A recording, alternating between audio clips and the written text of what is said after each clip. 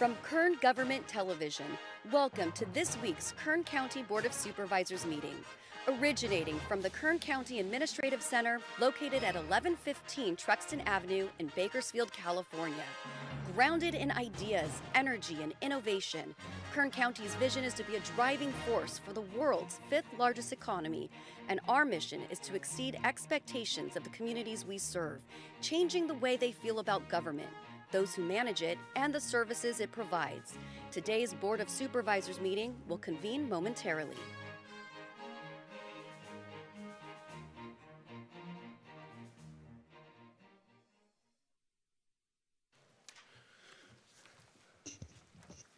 Okay. Board to reconvene. Madam Clerk, please call the roll. Supervisor Peters? Here. Supervisor Parlier? Here. Supervisor Flores? Here. Supervisor Couch? Here. Supervisor Perez? Here.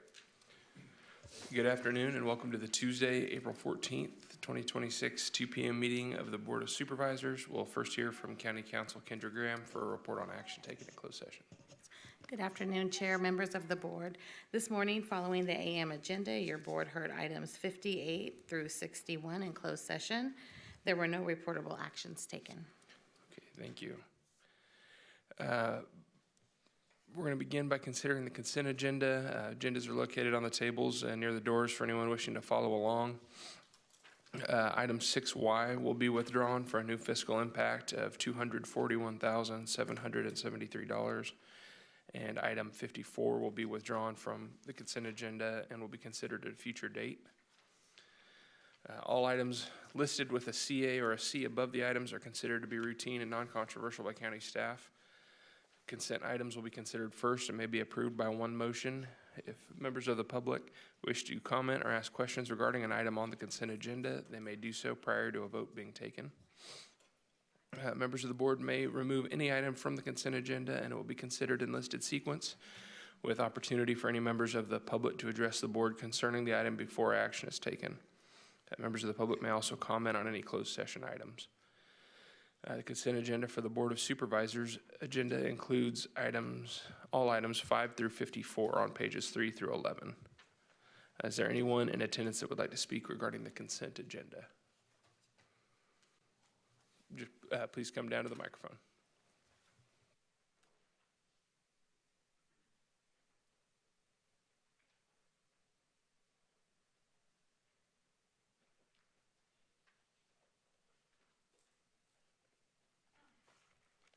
Good afternoon. How you doing? I got raided for selling firewood from my house, and they raided 2 properties instead of 1. They only have 1 APN number. And they want me to pay like $4,000. Okay. Do you know what item that is on the agenda? I don't know. I'm all new to this stuff. Okay, understood. It's item 6Y, I'm being told, and that was removed from the discussion today. So Can we get it put back on so I can come back down and waste another day? I think that was to give staff an opportunity to work with you on this, to try to figure something out. If you could, this gentleman back here with his hand raised. Okay, so I'm gonna say this. My dad is a senior. Okay, Okay, he's a senior, and you guys keep putting this off on my family, and it's adding a lot of stress to my family, sir. Okay. I'm having a baby right now, and I have my toddler, Ma'am. and we want to get this situated. Okay, I understand. This is but the second time I've driven all the way down here. Okay. Well, you guys have to give me a chance to speak. Okay. Our choice is either to approve this fine or not today. They have taken it off to have an opportunity to work with you on a solution to this. The gentleman over here with the red tie on, if you could raise your hand, one of these 2 gentlemen can talk with you and figure out what the next steps will be and work with you on that. Okay, so is he gonna have to continue? Am I gonna have to continue to drive up to Lake Isabella to get him? Like I just said, he's a senior, and so therefore he has to have transportation back, which I'm wasting my money, my time. My work schedule is getting put off due to this, and it keeps happening. This is the second time it's happened. I have to bring my daughter with me. You get what I'm saying? Sure. If you guys would have a seat, let me just see if we can figure this out real quick. Could I ask somebody from Public Works to shed some light on this? Josh Champlin, Public Works Director. Chairman Peters, we have The property owner had notified us ahead of time as we had asked, and we had made the decision to pull this item off. It is unfortunate that they came down today. This was on your agenda one time before. In speaking with you, we were trying to retool this process. This process is relatively new, where we're lumping all of these abatements into one item. And so we worked with your office and the clerk to find a better solution. So they are correct. This is the second time they've come down, but we will find a solution to this, and they won't have to come down here after this point. Okay, thank you for that, I appreciate it. So, if you guys have any questions, again, if you could talk to one of these gentlemen from Public Works, and they'll help you figure out what comes next. I got a solution. And, okay, well, this isn't time for a back and forth. If you'd like to talk with them, they'll help get this resolved for you right now. Thank you. Yes, sir. I do. Good, how are you? Okay.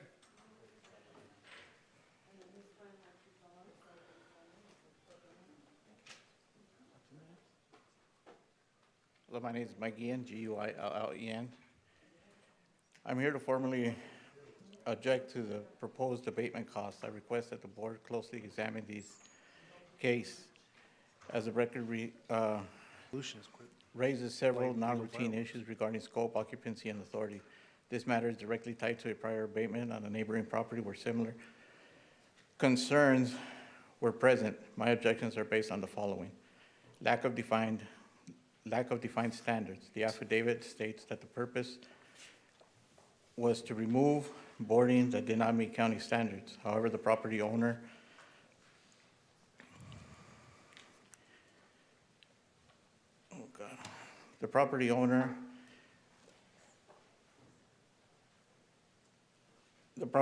was never provided with notice defining these standards, methods, specifications. Despite the lack of guidance, the county now seeks to charge replacing the existing boarding. Furthermore, the county's own photographs demonstrate that the structure was secured. Destructive methods.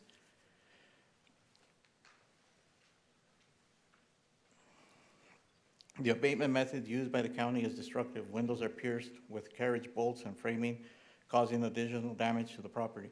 It is unreasonable for the county to charge correcting condition and endeavor to find while causing further damage in the process. Occupancy and property rights. County records indicate that occupants were living in the vehicles on site, which contradicts the classification of those vehicles as abandoned. Under California law, if the vehicles were occupied, personal property on site was not abandoned and should have not been disposed of without the opportunity for retrieval. I asked the board to consider what opportunity was provided for these individuals to be heard before these costs were brought forward for confirmation. Inconsistencies regarding authority. There is a direct contradiction regarding this legal authority for this action. County counsel stated in writing that no warrant was executed in this case. However, warrant documents include sworn statements that the property was taken and remains in custody. Currently, my 1938 project truck is the only property being held. Given these unresolved questions, I respectfully request that these costs not be confirmed at this time and that this matter be reviewed further before final decision is made. Thank you. Thank you. Supervisor Parlier? Mike, this is our bi-monthly meeting, then we talk about this stuff. We were able to get a replacement flag for you. Your truck, I know you've talked to Josh. We have availability to, and it's not a back and forth. We're not having a conversation right now, Mike. We can come up to my office and you can talk to my staff if need be, but you can talk. Hold on, it's my turn. One point. No, it's my turn. Yes. With Josh, he's had multiple conversations with you. We can figure out how to possibly get that truck back to you if there's a place that you can have it. Just putting it on the street isn't a place for us to drop the truck, to have it illegally on a street somewhere. So my advice is you can have a conversation with Josh again, or file a claim or something with the county, but through both county council and Public Works Department I think we're kind of at the end of this resolution. And, that's unfortunately the way it's going to be. If I may, No, sorry. you may not. So, yeah, sorry, sir, this is just the time for, okay, thank you, yeah, thank you. Are there any further comments on consent agenda? Okay, I'm not seeing any. That being said, I'll bring it back to the board for questions, comments, or a motion on staff's recommendation.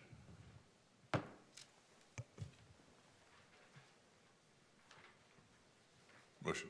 Second.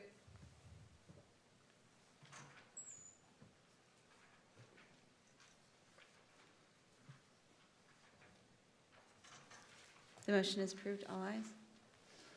Okay, we're now sitting as the Kern Sanitation Authority and we'll consider item C1. Is there anyone in attendance that would like to speak regarding this agenda item? Okay, seeing none, I'll bring it back to the board for discussion or a motion on staff's recommendation. So moved. Second. The motion is approved. All ayes. Okay, we're now sitting as the Kern County Board of Supervisors and we'll consider item number 2, which is public presentations. This portion of the meeting is reserved for persons to address the board on any matter that is not on this agenda, but is under the jurisdiction of the board. Board members may respond briefly to statements made or questions posed, may ask questions for clarification, make referral to staff for factual information, or request staff report back to the board at a later meeting. The board may also take action to direct staff to place a matter of business on a future agenda. Speakers are limited to 2 minutes. Please state and spell your name. Is there anyone that would like to speak on an item not on this agenda? Okay, I'm not seeing any. We'll go now to item number 3, which is board member announcements and reports. Anything from the board? Okay. That brings us to item number 4, which is a public hearing for substantial amendment to the County of Kern Action Plan for fiscal year 2024-2025. And I'll turn to our Planning and Natural Works Director, Craig Murphy. Good afternoon, Mr. Chairman, members of the board. I have with me Ms. Catherine Vasquez. Ms. Vasquez is the department's Housing Programs Manager. So this item was originally considered by your board on March 10th. The item was subsequently continued until today's hearing. Your board directed staff to conduct additional outreach with interested community members prior to having the item reconsidered. And based on that direction, both myself and my assistant director, Paul Johnson, met with interested community members in the Mountain Mesa area on March 25th, 2026. The meeting was very well attended with approximately 60 to 75 residents. As a reminder, the item before you today is a request to amend the Kern Annual Action Plan for the fiscal year 2024-25 to reflect a proposed loan in the amount of $500,000 to assist in the construction of a duplex on Assessor's Parcel 486-07506. If we could have the aerial shown on the board, please. So the applicant for this request is Michael Lixton, and the project site is located along Lynch Canyon Drive off of Highway 178 in the Mountain Mesa area. So the proposed duplex would include 2 units, each consisting of 2 bedrooms and 1 bathroom, approximately 785 square feet, with a single-car garage and a driveway. In exchange for a 30-year loan, which will require annual payments back to the county, the applicant will sign an agreement deed restricting the units to low-income households for a 20-year period of time. So in general, I believe that there's been a lot of misunderstanding regarding this request. Based on communication with various community members, there is a sense that the development will serve as some sort of homeless facility in which the county places individuals into the unit and provides subsidies for those rents. So that is not the case. So this development would operate just like any other rental residential property, with the only difference being the establishment of a family income cap in which who could actually rent the property. The property owner would establish the monthly rent based on HUD established guidelines. So during our meeting, a number of questions were raised that staff has responded to in your board staff report, but I'd like to provide some context and provide a summary of some of the main comments that we received. So the first question that was asked was, why is the county funding this particular project? So again, the project funds that would be utilized for this project come from the Home Funding Program. So this is a program that we receive federal dollars from the government to facilitate the development of affordable housing projects. So we have a pot of money. We have applicants that reach out to the county. It's kind of an investment opportunity for those residents trying to look to develop their site. They apply to get this funding to help with the assistance of their project, and then the board has the option whether or not to decide to, yes, we believe that we are going to fund this project or not, or provide the loan for this construction activity. So again, this is an applicant-initiated project. We have this pot of money that they reached out to the county and requested to be part of this program. The second question I get, if we could get the other map up, is duplex development consistent at this particular location? So the answer to that question is yes. So the property in which this proposed duplex is proposed on is on land that is designated R3, so that is our highest density residential development, and it is directly across the street from property that is zoned C1. So some of the surrounding developments include some additional duplexes, along with a wellness center that is built on the commercial corner. So in general, the project site is absolutely consistent with, or the proposed duplex is consistent with what the land is currently designated for, and any action before you today does not include changes to land use or anything along those lines. The next question we got was, can non-county residents apply for home funding? The answer to that question is yes. There is no restriction in terms of who an applicant can be that applies for funding under this particular program. A question we received is, how much would the rent be? So max limits are set by HUD, and those are based on the overall size of the development. So again, for this particular project, we have 2 bedrooms that are proposed. So based on that 2-bedroom unit size and then the requirements, the max limits that the property could be rented for one of the units could be $1,057, and the other unit, the max limit could be $1,352. So again, HUD establishes max limits. It is on the property owner to find a tenant that meets the income categories, and then just like any other property, they would be able to set what they believe an appropriate rental price is, and they just have caps in terms of how much they could propose as rent. I would note, just for context, the median, or the fair market value, I should say, for all of Kern is a rent of $1,380 for a 2-bedroom duplex. So, that just provides context. Real quick, I think Supervisor Perez had a question. Thank you so much. Craig, are you saying that a low-income housing number for 750 square feet is $1,000 to $1,300? Based on the information HUD has given to us, that would be one of the units, the maximum that this unit could be charged. The max they could be charged? Yes, it could be less, but the maximum that they could charge for that particular unit under this program, based on the current market rates, would be $1,057 for one unit, and then $1,380 for the other unit. I mean, this sounds like market rate housing, Craig. To some degree, I think that's where some of this misconception is, in terms of, this is a rental property that it's an investment that our owner is trying to build and construct. Through this program, they have the ability, because we would have a contract that says that you would have to rent one unit for very low and one for low income. So they would have to find a resident that meets the overall income levels. But then again, the county has different locations everywhere. There's different market rates for everywhere. So they would get to provide the actual rent that they believe someone they could find to rent the property at that particular value. So again, it's done on a countywide basis. The numbers change annually. We get this information from HUD and the U.S. Census District. But as of right now, the maximum they would be able to charge for one unit is just over $1,000, and then the other unit would be just over $1,300. And again, the qualifications for who could apply is based on your family size. So the income levels, if you're a family of 4, and that includes all persons, so if it was 2 parents and 2 kids, there's a set amount for those 2 categories. If you're a single individual, there's a set amount for how much you would be able to make to qualify under that program as well. So again, the item before us is really not, and this is where some of the confusion is, it's not a facility where the county is finding individuals to rent it. We are subsidizing any of the loans. We're bringing individuals to this particular project site. It really is a tool that allows for investment of property, and it provides caps on who could rent the property. The county is not involved in recruiting and finding and facilitating. It's not like other facilities where it's an assisted living, where we're actively bringing.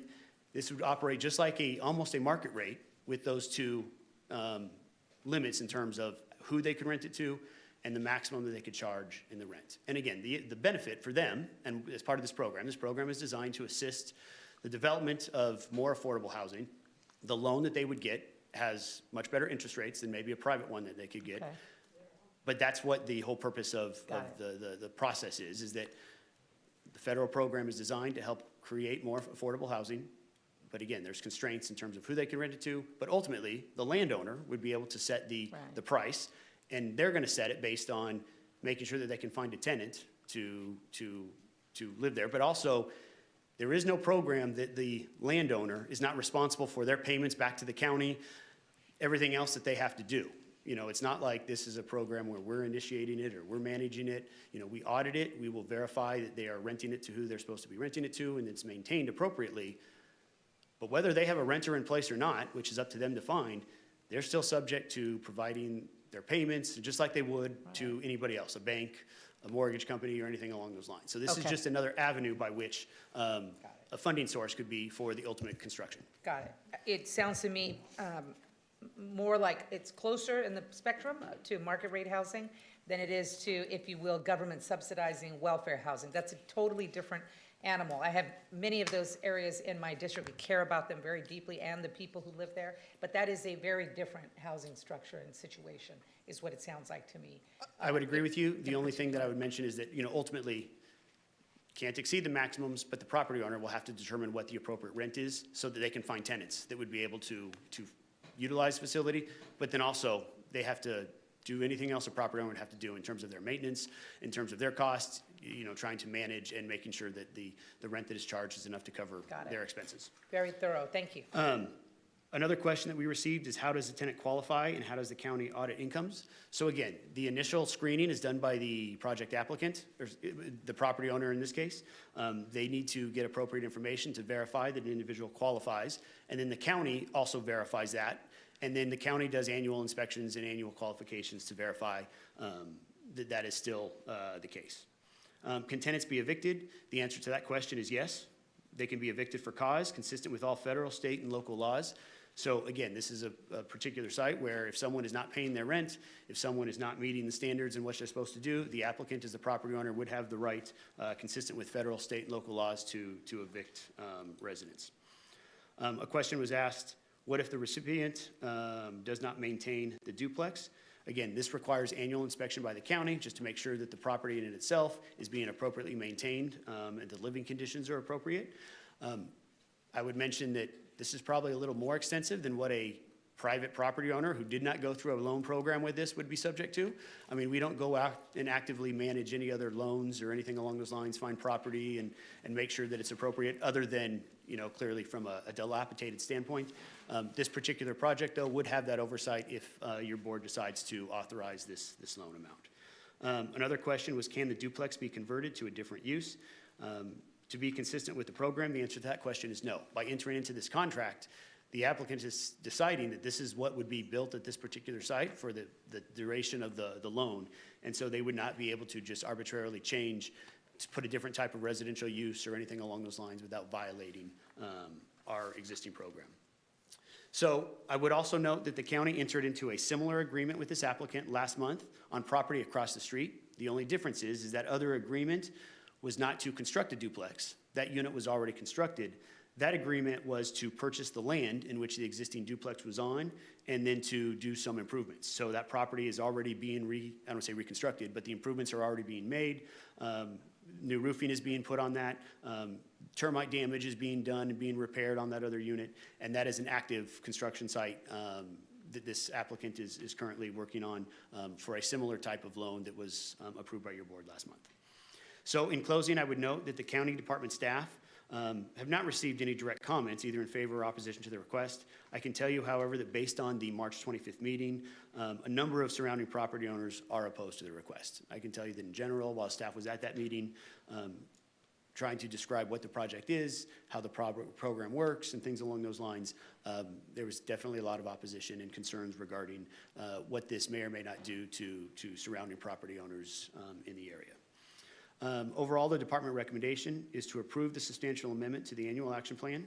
allocate the home funds, authorize the Director of Kern County Planning and Natural Resources Department to sign all document related to the substantial amendment. That completes staff's presentation. I'm happy to answer any questions by your board. And I would note that our project applicant is in attendance and is prepared to provide their comments regarding the loan request and why they chose this particular site and what their intent is behind this. Okay, thank you, Director. I'll save my questions for now. I think I'd like to hear from the applicant and the public and just get any comments that you guys would like to share.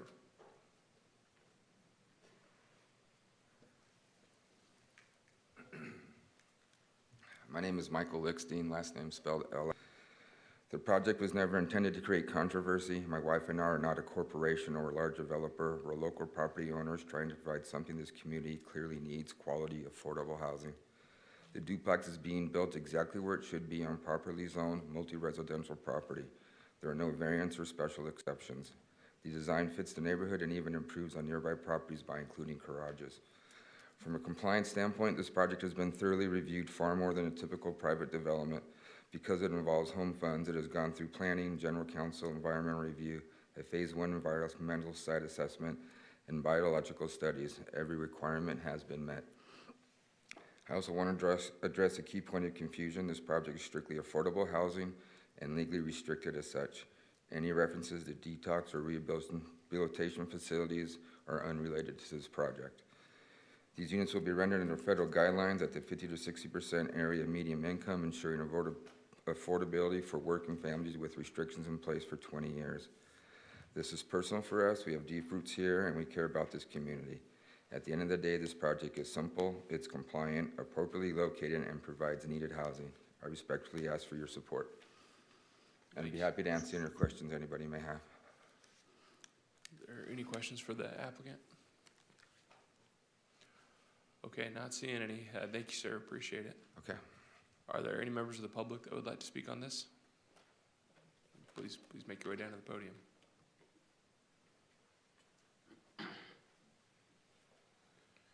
Stephen Reed, R-E-E-D. And I was here for the last meeting. I wasn't a fan then. I'm not a fan now. But Mr. Murphy and Mr. Johnson were both at the meeting, and there was quite a bit of public opposition to this project, just because the opportunities aren't there, not only in Mount Mesa, but in the Kern River Valley, for people to get gainful employment that are going to be able to afford even whatever rent they're charging. This project isn't a good fit for anywhere in the valley. And another concern was the lack of, or the absentee owner, and how this property will be maintained or kept up, or somebody's going to keep an eye on it. Now, granted, there are other apartment buildings on that R3 area, but the owners are local folks. So I think that's a concern. There is no, there's no reliable transportation. There's the medical issue there. I mean, they have the hospital emergency room, but as far as other type of medical health services, they're not there. So basically, those of us that were at the meeting don't think this is a very good fit for our neighborhood. Now, if you drive through the neighborhood in Mount Mesa, you can see that there are homes there rented from people who are out of the area owners, and they don't have any skin in the game. You know, they don't have any reason to maintain it. The renters don't maintain them, and some of them aren't even renters. Some of the local folks there have no, what I would call pride of ownership. So I think that they should take a second look at funding the project. I have talked many times, well, not many times, but with Mr. Lickstein, and I think what he's trying to do is a good idea, but I just don't think this is a place for it in our local community, or maybe in the valley as a whole, because the, like I said, the economic advantages there are a challenge. That's all I got. Thank you. Thank you. And thank you for continuing this. That gave us a chance to get up in the valley and take advantage of a community meeting. So I wanted to know, I appreciate the fact that you guys gave us a continuance. Thank you. Thank you. Any other members of the public like to speak on this? Okay, not seeing any. Well, I'll ask one question that was brought up. You know, he mentioned, Mr. Reed mentioned there were no opportunities for employment in the area. So let's just say theoretically, I mean, I understand that the tenants that are found have to pay rent to live there, can be evicted for not paying rent. What happens theoretically if the applicant is not able to find a rent-paying tenant that meets those qualifications because they can't find employment in the area or something like that? Does the loan have to be paid back? Does the property have to be sold, or do we have an indication of what would happen in that event? Supervisor Peters, or Chairman Peters, I don't have any information specifically to say whether or not they couldn't find anybody. I can tell you that there has already been people that have expressed interest that work at the local hospital that we believe meet the qualifications that are looking to potentially rent the site. I mean, in general, unless I'm corrected by my staff, I mean, the loan specifies the loan.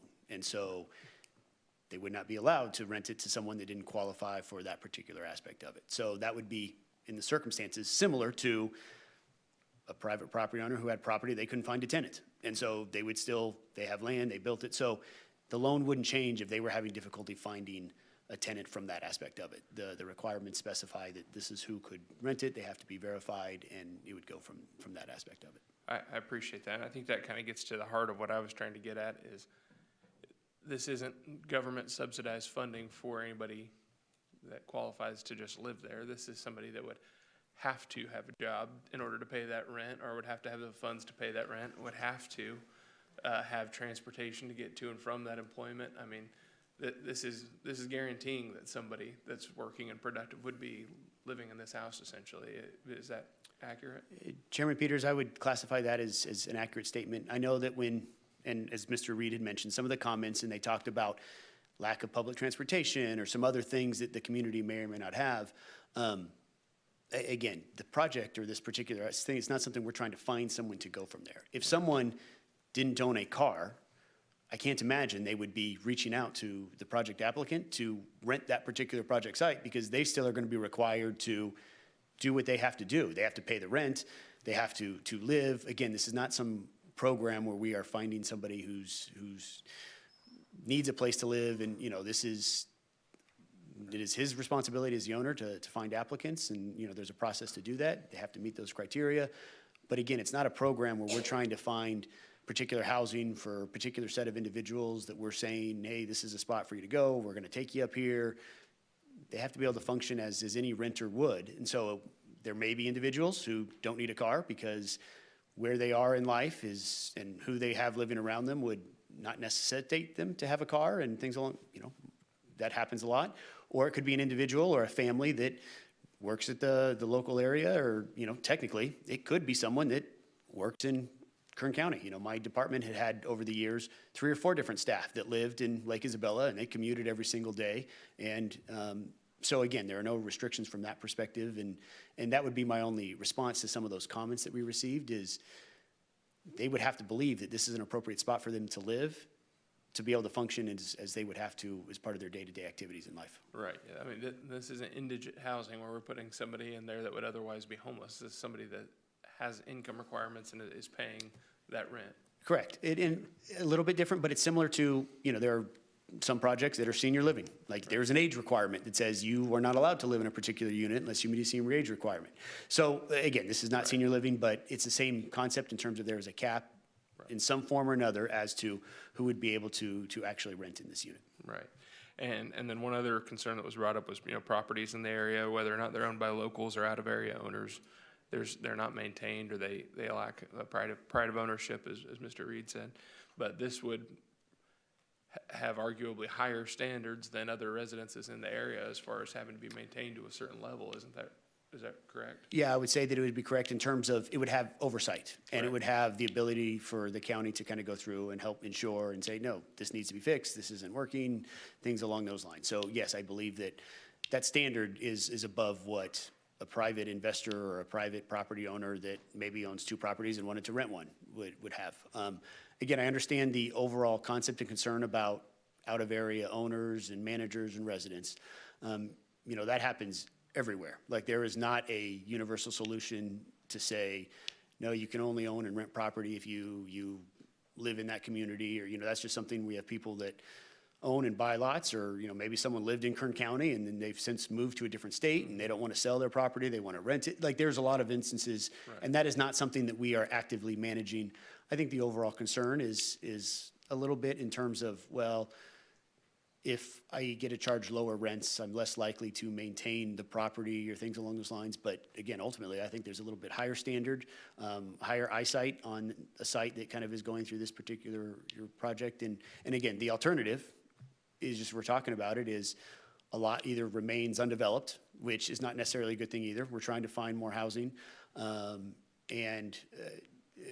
or they find some other means to kind of go through this rent. But ultimately, the process and the manner by which it's built and managed would really be similar, whether it was through us or through a private bank. The difference would just be a few changes in terms of some caps in terms of who could rent it and some of that oversight requirement. Okay. And then, is there a requirement in place for the length of a tenant there? I mean, is it, basically what I'm getting at is, this can't be used as an Airbnb for nurses coming in and out of the area, or for tourists coming to the area. This is something where you're going to have a long-term tenant in there that's going to have community buy-in, essentially. Is that? That is correct. So as opposed to someone not under a program like this, where they own land, and, we do not have any restrictions on people being able to rent their property or have people come up for the weekend. This has happened in Alta Sierra and a whole bunch of other places where that's always been a concern. There are no restrictions in general in the county when it comes to that aspect of it. This particular would ensure that that actually doesn't happen, just simply because the constraints of the agreement would be specifically tied to someone who's living on the site, meets the income categories, and they would not be able to then use that as an Airbnb where people are kind of coming in and out and things along those lines. Okay, and then lastly, just because I've seen this in a couple emails that we've received, but this is not a pot of Kern County dollars that we're strategically investing in communities and picking and choosing projects. This is federal money that we are acting as an agent on behalf of the federal government to administer that loan. Is that? Chairman Peters, that is correct. This is not money that is out of the county general fund that we've identified that says we're going to use general fund dollars for this program. The program is part of the home program. The money comes from the federal government. It's used for these particular purposes, and we would not have this money that we could use for other purposes. Okay. All right. Well, I think that's all my questions. Are there any other questions or comments from the board? I'm just curious. Do they make payments to the county or to the federal government? Those payments are made to the county. So what And we what's- do. And what's, go ahead.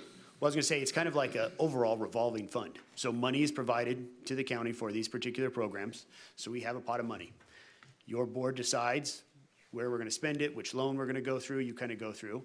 People make annual payments or monthly payments back to the county. That kind of goes into that pot, and then we have money available for other projects and things along those lines. Because again, the question, and I've seen or heard similar comments, is we're using this money, we're using it on this particular project without the thought that money is coming back to us so that we can fund other affordable projects. So it's amortized over 30 years, right? Yeah, it's a 30-year loan, yep. And so there's interest that's paid. Does that become part of the? Well, so it's a no interest to the applicant. It's zero So that is one of the reasons why this is an opportunity, because they don't have the interest on it. They could qualify to have money that could help with the construction cost for this aspect of it. Do you have And in the- return, we're using, Got you. yeah. Do you have the income levels available? So The income levels Out of ultimately. curiosity. Sure, I can show you this. And why is it 1,000 and 1,300? Are there different income levels, or are those different sizes? So the answer to that question is a little bit of both. So there are two factors that I'm going to show you here first. So if we could put this on the overhead and then zoom in to the area that we have. So again, this information comes from HUD, comes from this US Census. This is not anything that we've made up or anything along those lines. And then if we could zoom into the area for Kern County. So I know it says Bakersfield, Delano, but the way this is done on a countywide basis. And so what I've shown up here is specifically related to the type of development and then the max rentals that could be done based on whether I built a 2-bedroom, whether I built a 3-bedroom, everything along those lines. So that's where we kind of go through and we've highlighted one of the 60th percentile and one of the 50th percentile. And that's where I got those numbers in terms of, because these are 2-bedroom units, I see. that's what the max rentals could be. Now, the other sheet I'm going to show you right here, and this is one that you've probably been familiar with and you've seen on other aspects before. And this comes from HUD, and this comes down by what is considered low-income family, moderate-income family, above average, things along those lines. And those are based on the number of persons in the household. And so that varies too, whether or not we're talking about one person versus whether we're talking about a family of 4. And again, that's where it depends on who the renter is. So in this particular case, they have max rents that they can do, and that's based on the size of the unit they constructed. But then they also have, depending on, is it a single individual that is applying or that is trying to rent there, then they have a max income limit that they could have versus a family of 4, a family of 5, a family of 3. All that varies in terms of the income level for that family in terms of being able to qualify. So the individual tenant would have to qualify under 2 fronts. They'd have to qualify under the income levels. I should say they only qualify under 1 front. And then the property owner has the other qualification is they can't rent it to somebody, or they can't rent it more than what the unit, the HUD establishes as the max unit because they built a 2-bedroom unit. And your assumption here was it was a family of 4? We use that because that is kind of a standard that we talk, but yes, those highlighted are family of 4. It could be a couple. It could be 2, it could Retired. be 3, it could be single, it could be. Doesn't have to be earned income, it could be retirement income, Yeah. Social Security, Yep. what have you. Okay, thank you. Okay, any other comments or questions from the board? Okay, I'm not seeing any. You know, I understand that there's opposition to this, but just frankly, you know, I was just up at the hospital a few weeks ago talking with their CEO about some of the challenges they have with employment and getting folks available to work there. And it seems to me like having housing available that is going to be held to these standards for the community, and is going to be affordable, and it's going to be local people working there with a income requirement is going to increase the ability of places like the hospital to hire folks to actually come to work there. I mean, I get the initial pushback against the thought of, you know, low-income housing, because I understand how your mind would go to Section 8 or something else, but this is something entirely different. And I don't see how this doesn't ultimately benefit the community. I'm hearing the concerns. I just I'm not seeing the drawbacks on this. Excuse me, can I ask Mr. Schlickstein? So if you want to come up to the microphone one more time, sure.